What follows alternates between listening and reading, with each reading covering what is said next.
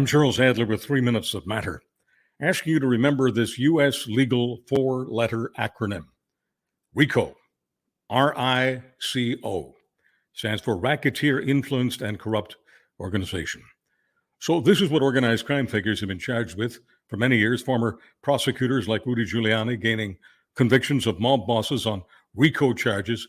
People die, reputations die, but irony lives forever. Irony of ironies. Rudy Giuliani, now among a yacht load of people charged in Georgia with multiple felonies, including racketeering.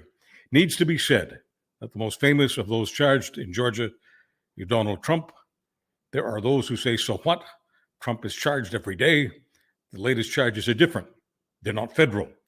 Trump, if he goes back to the White House, cannot pardon himself on state charges. Federal charges, yes, but not state charges. So if Trump begins serving time in a state pen in Georgia, the election of 2024 cannot be a get-out-of-jail-free card for Donald Trump. And by the way, there's also a mandatory minimum sentence if convicted on RICO. It's a 5-year mandatory minimum. And yes, if convicted on everything he's charged with in Georgia, he'll spend the rest of his so-called natural life in the bucket. One more thing. The Georgia grand jury is not the second or third to indict Donald Trump. This is grand jury number 4. Relatively few Republicans are saying throw the bum out. Republicans still fear his voters, his fans, his cult.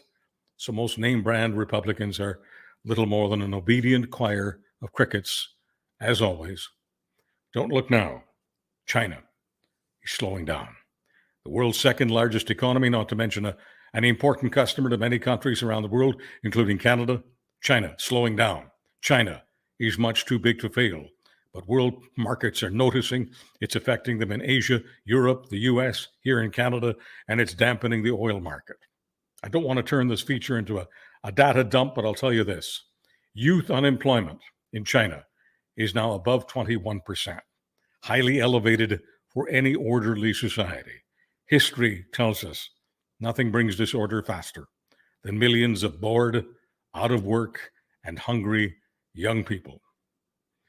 In this country, the Prime Minister and his wife and kids on a vacay together. That's an issue for some, I guess, after the recently announced decision of a separation agreement in the marriage. Question, should separating couples take vacations with the children?